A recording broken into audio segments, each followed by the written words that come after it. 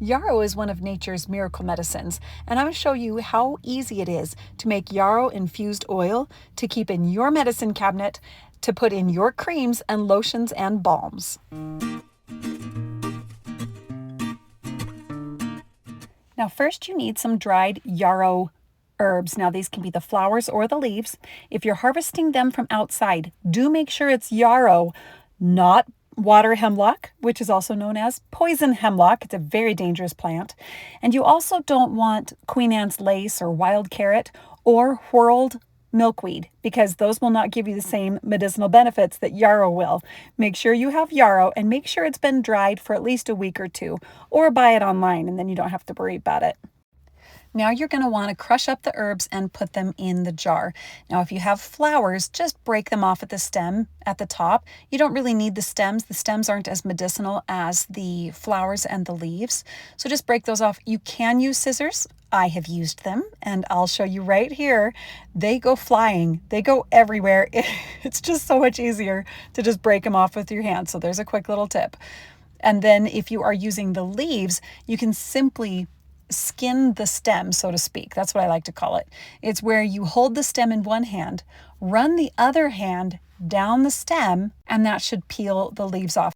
And then you simply crush those up so that the medicinal value, the nutritional value, even the aroma is more available for the herb or for the oil to pull out of the herb. Now place those crushed herbs into a clean, fresh jar. I fill it about halfway to 3/4 of the way with herbs, not pushed down, just light and fluffy. And then I will fill it up with extra virgin olive oil. Now you can use other oils. This just is one of my favorite go-tos.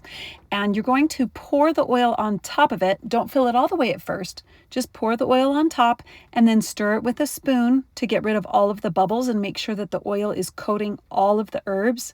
Then you want to fill the jar the rest of the way up, leaving just a little bit at the top so that when you stir it, it doesn't spill out the sides. And you want to fill it so that there is an extra inch or two of oil. And since this herb floats, you're going to see that extra oil down at the bottom. Now I'm going to use the double boiler method. I'm going to fill this pot with enough water to cover about halfway up the side of the jar, of the outside of the jar. And then I'm going to place that jar into the water and then turn the heat on the lowest setting that you got and let that water start to simmer. We're gonna let that water simmer for about 3 to 6 hours, and you're gonna stir that oil to make sure all the oil is getting infused, and every now and again move the jar to keep the bubbles from moving the jar off to the side. Use a hot pad because it gets hot. When your 3 to 6 hours is up, then it is time to remove it from the heat and strain it out. I'm using a glass bowl to catch everything, and I'm using a strainer and a coffee filter. I usually use a cheesecloth or a flour sack towel or a tea towel, but I didn't have those on hand. They actually go a lot faster than a coffee filter does, but a coffee filter is really good at making sure all the little herb particles are out of there.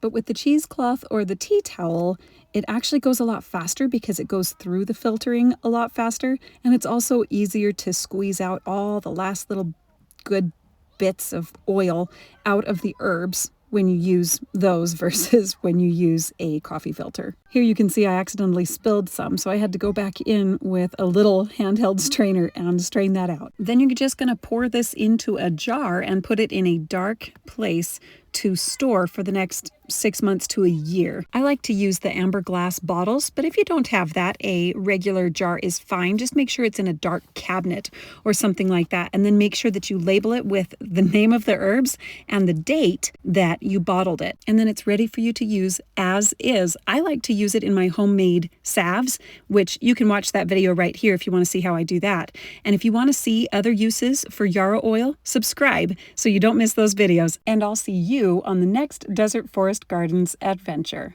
Thanks for watching.